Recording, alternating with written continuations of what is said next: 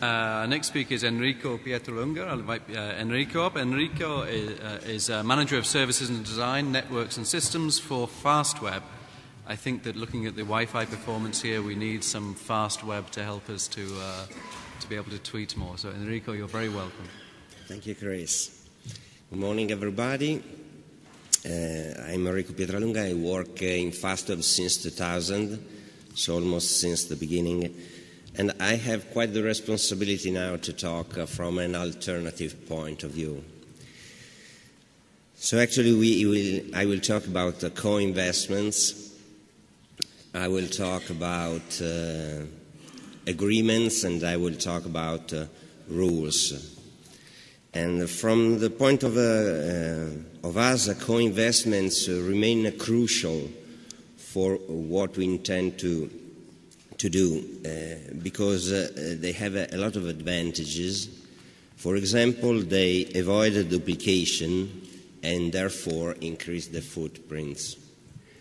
Think, for example, that in Italy, the government asked for consultancies that demonstrates that the global TLC market in Italy is able to return the investment of just one infrastructure.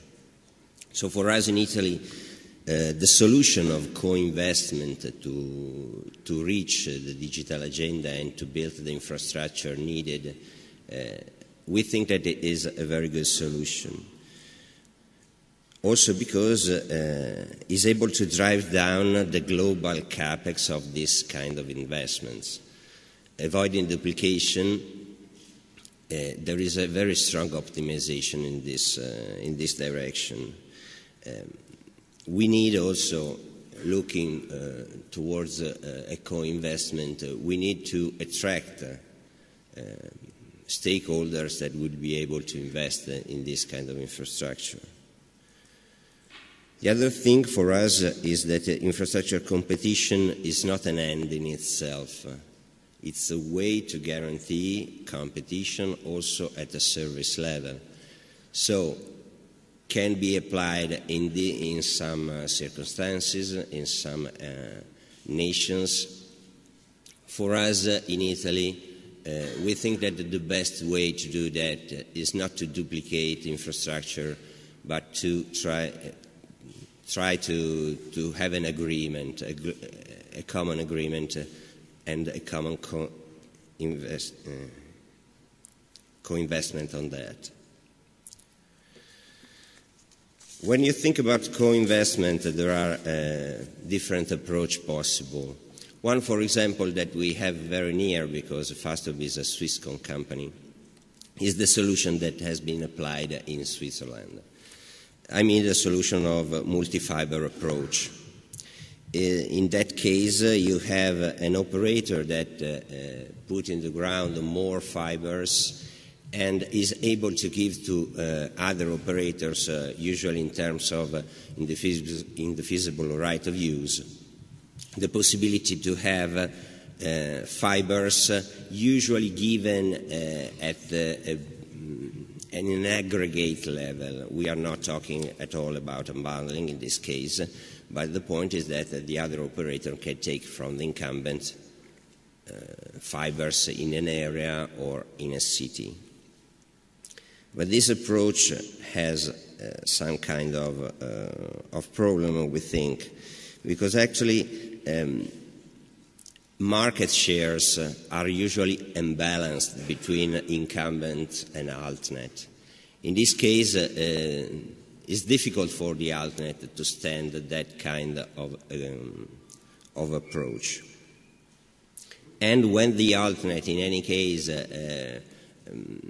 followed this kind of approach, the problem is that it has to be able to manage one own infrastructure, and it's not always the case. At that point, you have parallel networks.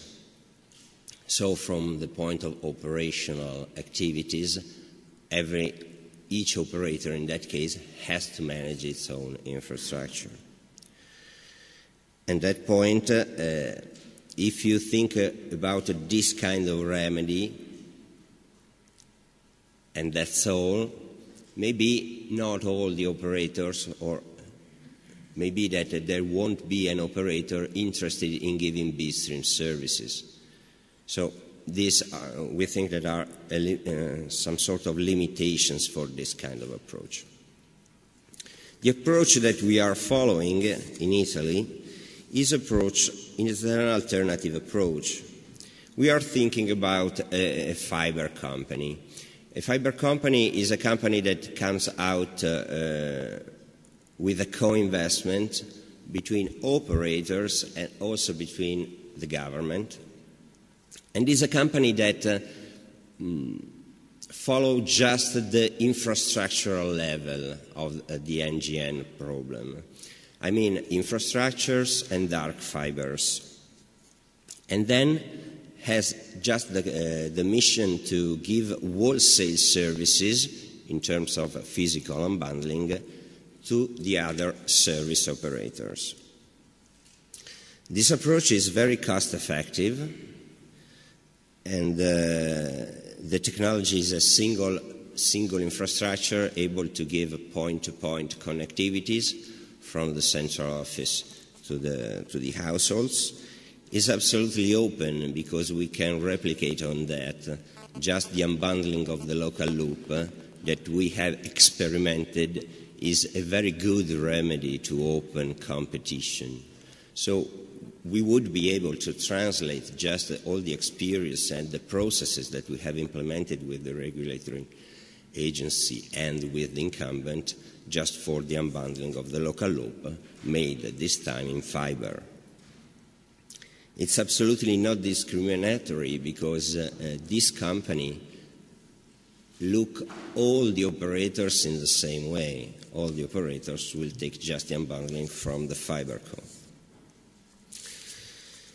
To show, because at a certain point in Italy, you know, we talked a lot before of this, and so we decided together, Fastweb, and together with other two big alternative operators, one is Vodafone, the other is Wind, we decided to build something to show to everybody, sorry for the slide, to show to everybody that it's possible to build such a thing.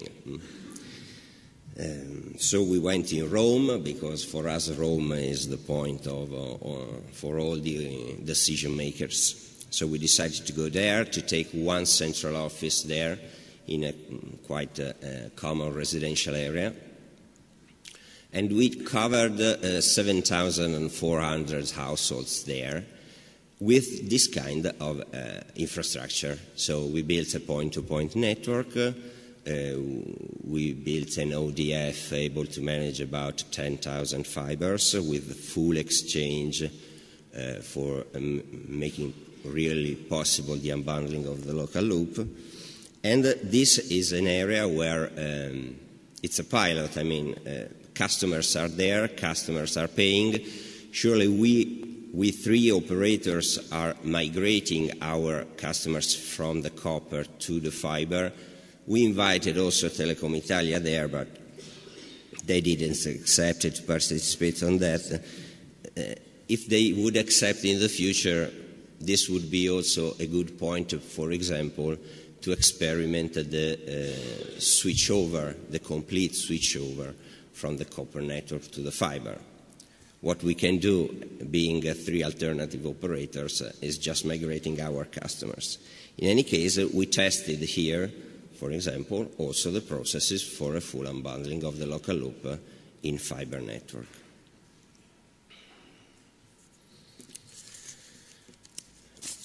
As I said just before, one important thing in this approach and in the hypothesis of making this kind of investment is the certainty of the switchover. Making some calculation on that, we have proved that what we have in front in the next 10 years is can be summarized, very summarized, in these kind of figures. I mean, if we go on having copper networks, we will spend about 900 just in maintenance cost for the copper network. If we built an NGN FTTH network, but we don't migrate all the copper customers on fiber, we will have the situation to spend more. But it's very interesting to find that if we migrate all 100% of the customers, the total cost that we have in front in 10 years, building and maintaining an FTTH network, is less than what we have to spend to maintain the copper network.